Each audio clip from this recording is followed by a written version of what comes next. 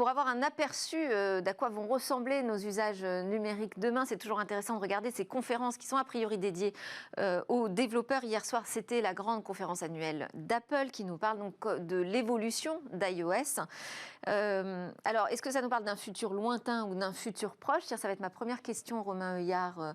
On est là ensemble pour décrypter cette WWDC 2022.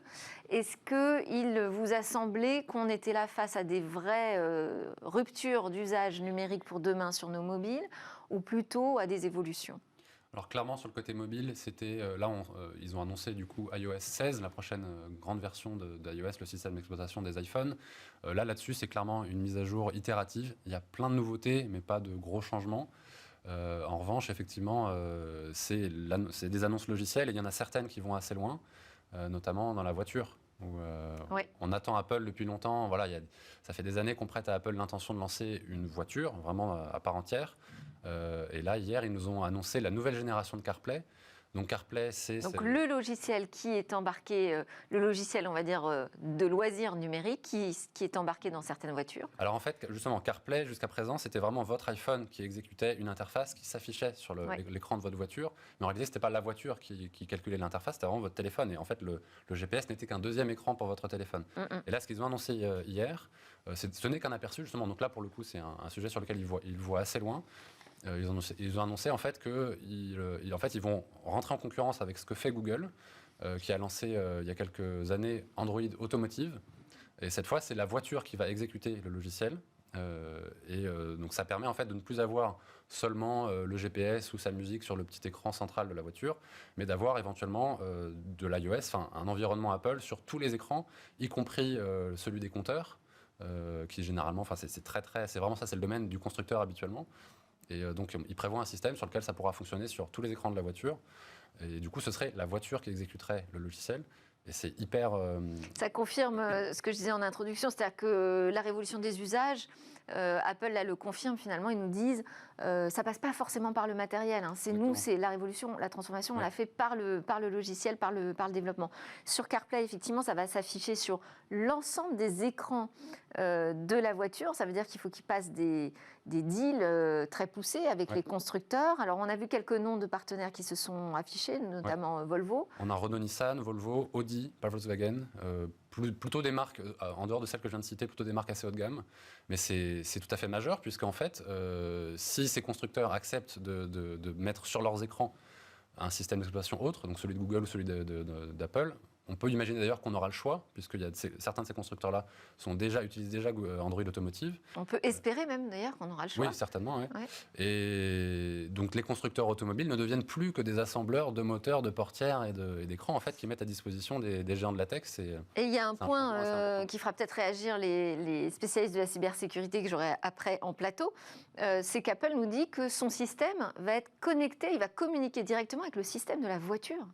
De fait, puisque là, effectivement, il faut vraiment une interconnexion très étroite pour pouvoir... Gestion de la clim, effectivement, tu disais la gestion des compteurs, l'affichage des compteurs. L'affichage des compteurs, c'est quand même quelque chose qui est ultra critique. Enfin, il faut qu'on sache à un instant T, il faut qu'on soit sûr de la vitesse à laquelle on va. Donc c'est quand même des choses qui sont... on rentre vraiment là dans le dur de la voiture avec cette solution. Ouais. Et c'est pas... tu disais, c'est un futur lointain, c'est vrai, sur ce que ça peut transformer dans les usages embarqués dans les automobiles, mais enfin, il nous parle de voir des choses concrètes dès la fin de cette année. Hein. L'année prochaine. Les premières annonces de voitures seraient pour la fin 2023. Ah bah tu vois, moi j'étais allée un petit peu plus vite. Les annonces de voitures, on peut s'attendre du coup à ce qu'elles soient dispo courant 2024, voire fin 2024. Donc voilà, c'est assez rare qu'ils nous fassent des annonces autant en amont. Mais là, en fait, je pense que clairement, encore une fois, c'est pour annoncer que Android Automotive est là, mais que si les gens sont attachés à Apple, ils peuvent attendre un petit peu pour renouveler leur voiture et que ça arrive un peu dans quelques années. Alors, on a aussi découvert la taille, la dimension de la communauté des développeurs autour d'Apple. 34 millions de développeurs. Effectivement, c'est une des premières annonces qu'ils ont faites au tout début de la conférence. Ouais. En revanche, ce qui m'a assez surpris, c'est qu'ils ont finalement assez peu parlé des développeurs pendant la keynote hier.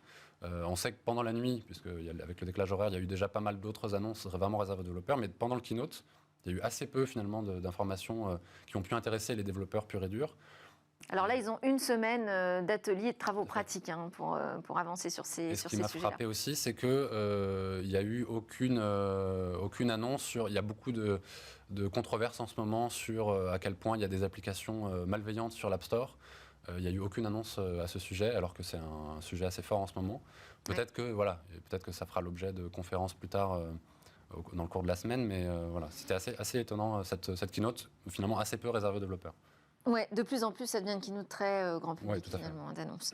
iOS 16, alors, une grande transformation, c'est tout ce qu'on va pouvoir customiser, personnaliser sur son écran verrouillé.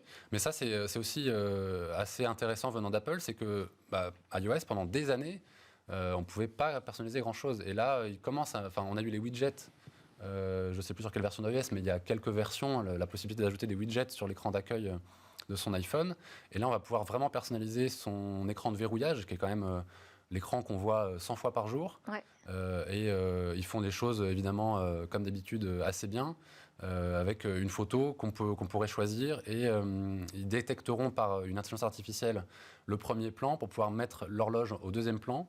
On peut choisir la police et la couleur de l'horloge. On peut rajouter des widgets. Donc en fait, on retrouve un peu ce qu'on a sur Apple Watch, où on personnalise vraiment son cadran. Avec même différents bureaux qu'on peut organiser en fonction du moment de la journée. Et il pousse plus loin, effectivement, cette fonction qui existe déjà, je ne sais plus comment elle s'appelle en français, mais en anglais c'est Focus, où on peut effectivement répartir le concentration, peut-être, je ne sais plus. Oui, mode de concentration, c'est ça.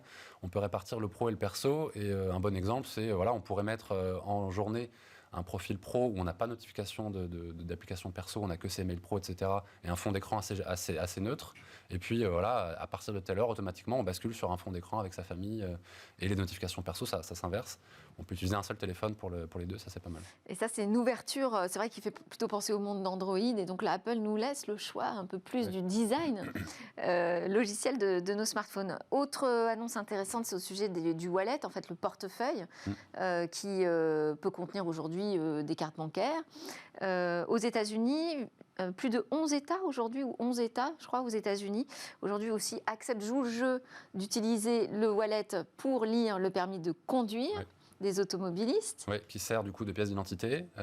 Et voilà, Apple l'a bien affirmé hier. Leur volonté, c'est que l'iPhone puisse remplacer un portefeuille physique qu'on aurait sur soi. Et on s'en rapproche de plus en plus. Il y a de plus en plus, on peut utiliser son téléphone comme clé. Clé de voiture. Il y a certains constructeurs qui, on a juste à s'approcher avec son iPhone, BMW par exemple, et la voiture se déverrouille automatiquement. Clé de maison. À domicile aussi.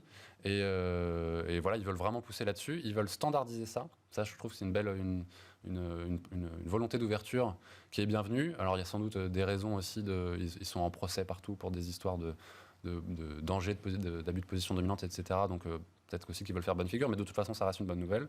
Ils veulent standardiser ça. Et on a, pour la France, effectivement, pour le moment, en France, Wallet ne sert quasiment qu'aux cartes bancaires. On a France Identité, donc l'application d'identité numérique française, qui hier a fait un teasing. Alors, il n'y a pas eu finalement d'annonce, mais ils ont prévenu après sur Twitter que peut-être ça viendrait dans la semaine. Donc, on peut espérer que les pièces d'identité françaises pourront être mises sur l'iPhone prochainement. Mais là, il va y avoir une vraie bagarre sur l'identité numérique, parce que justement, la nouvelle app de garantie de l'identité numérique française, qui est encore en simple version bêta pour l'instant, Apple clairement a une longueur d'avance sur ce sujet. Et ils sont sur la même ligne, sur le même type de doctrine, en disant on va pouvoir donner à l'utilisateur le moyen de partager certaines données et pas toutes les informations contenues dans notre carte d'identité. Donc on voit qu'il va y avoir une bataille sur l'identité numérique entre les géants big tech américains et bien, les États qui espèrent garder leur pouvoir régalien sur ce sujet. Le temps passe si vite. On n'a pas parlé encore de l'Apple Watch. Alors l'Apple Watch, j'ai trouvé que c'était, comme d'habitude, c'est un focus sur le sport, sur l'activité. Très santé, ouais, très santé. Il y a de nouveaux cadrans. Un truc qui moi m'a marqué, c'est cette histoire des anneaux. C'est un grand jeu. On a ces anneaux. Je ne sais plus quels sont les trois anneaux, mais c'est le nombre de pas, les calories, ce genre de choses. Les gens ont beaucoup une Apple Watch pour ça. Ils aiment bien remplir leurs anneaux chaque jour. Ça montre qu'ils se sont dépensés suffisamment. Il y a beaucoup de gens qui ont une Apple Watch juste pour ça. Et ça, les anneaux, on va pouvoir les avoir enfin sur l'iPhone. On n'aura plus besoin d'Apple Watch forcément pour ça. Donc ça, c'est plutôt une bonne nouvelle pour les gens qui ne veulent pas forcément une... Et moi, j'ai vu aussi sur l'application Sommeil aussi, qui poussait les choses beaucoup plus loin. On se rapproche vraiment de ce que fait Withings finalement. Oui, tout à fait. Et Sherlock, comme souvent, d'autres applications qui faisaient ça, et, ils intègrent en fait la fonction. Et... Voilà. Nouveau Mac aussi, avec une nouvelle puce. Ça, oui, c'est une annonce finalement très, très produit, mais très, très majeure. Apple a annoncé donc la nouvelle puce M2. Donc là, ils enfoncent le clou. Il reste les rois incontestés en termes d'efficience, c'est-à-dire de rapport puissance-consommation. Ils s'étaient fait un peu rattraper en termes de puissance brute par Intel et AMD sur l'architecture traditionnelle des ordinateurs. Là, ils reprennent, selon leur dire, le devant aussi sur la puissance.